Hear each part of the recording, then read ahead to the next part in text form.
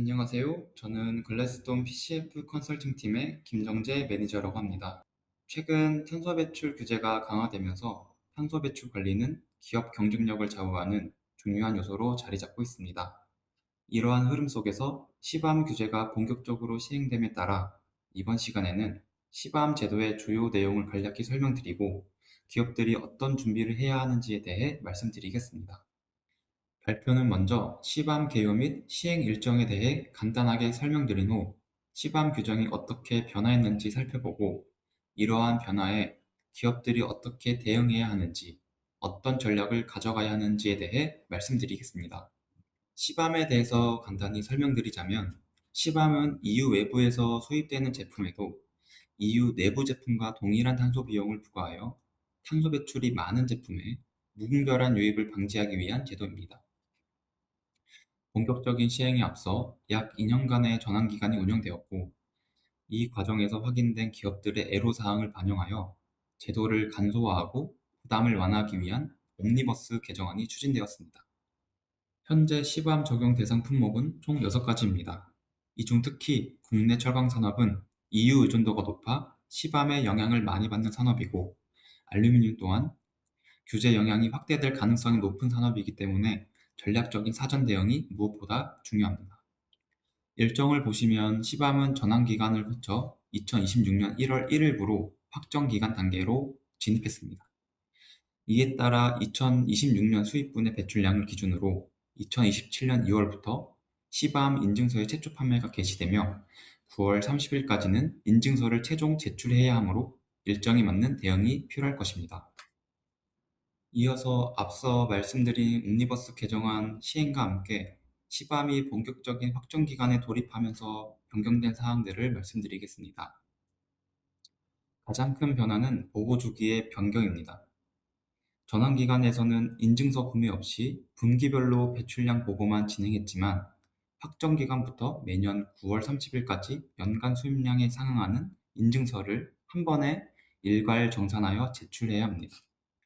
그리고 배출량 데이터 사용해서 확정 기간에도 전환 기간처럼 EU가 정한 기본값을 사용할 수 있으나 그에 대한 페널티가 있으니 실제 배출량과 비교를 해보며 전략적으로 선택하여 사용하는 것이 좋을 것 같습니다. 기본값 사용과 실측값 사용에 대한 내용은 다음 장에서 자세히 설명해 드리도록 하겠습니다. 다음으로 확정 기간에서의 미이행에 따른 페널티는 톤 CO2당 100유로의 벌금이 부과됩니다. 하지만 여기서 벌금을 냈다고 의무가 사라지는 것이 아닙니다. 인증서 제출의 의무는 그대로 유지되므로 사전 준비가 필수적입니다. 앞서 배출량 산정 시 기본값과 실측 데이터 중 하나를 선택하여 보고할 수 있다고 말씀드렸습니다. 이 두 가지 방식을 전략적으로 잘 사용하는 것이 중요할 것입니다. 기본값을 사용하면 별도의 검증 절차가 필요 없다는 장점은 있지만 과소 산정을 막기 위해 배출량에 마크업이라는 페널티가 부과된다는 단점이 있습니다. 이 마크업은 2026년 10%를 시작으로 매년 증가하여 수입업체의 비용 부담을 크게 가중시키게 됩니다. 해당 수치들은 제도 운영 사항에 따라 2027년 말에 재검토될 예정이긴 하나 페널티는 지속적으로 강화되는 추세가 유지될 것입니다.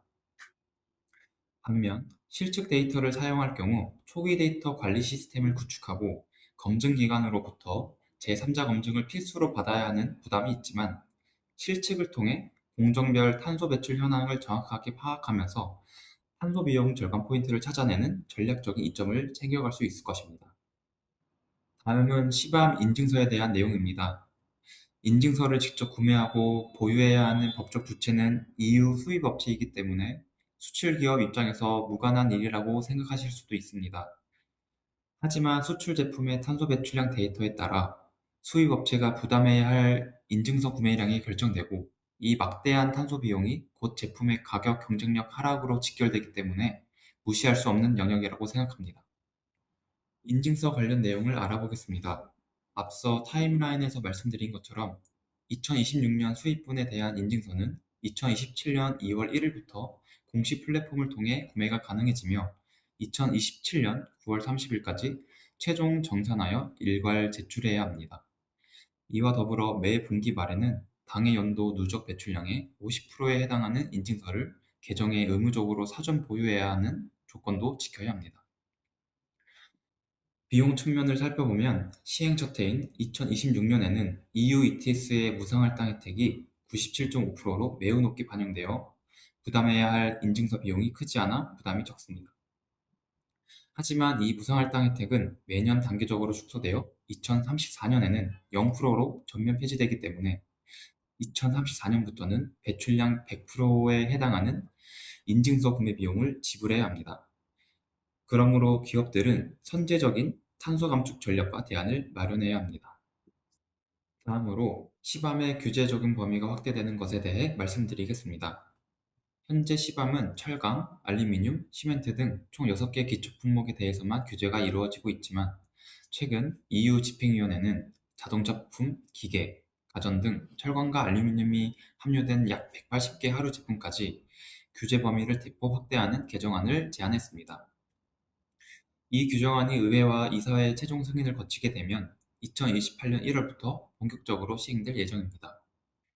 또한 지금은 철강, 알루미늄의 하류 제품들이 우선 논의되고 있지만 추후에는 유기화학, 정유, 펄프 및 제지 등 더욱 다양한 산업군으로 규제 범위가 확장될 가능성이 있기 때문에 자사 제품이 당장 규제 대상이 아니더라도 지속적인 모니터링이 필요할 것으로 보입니다.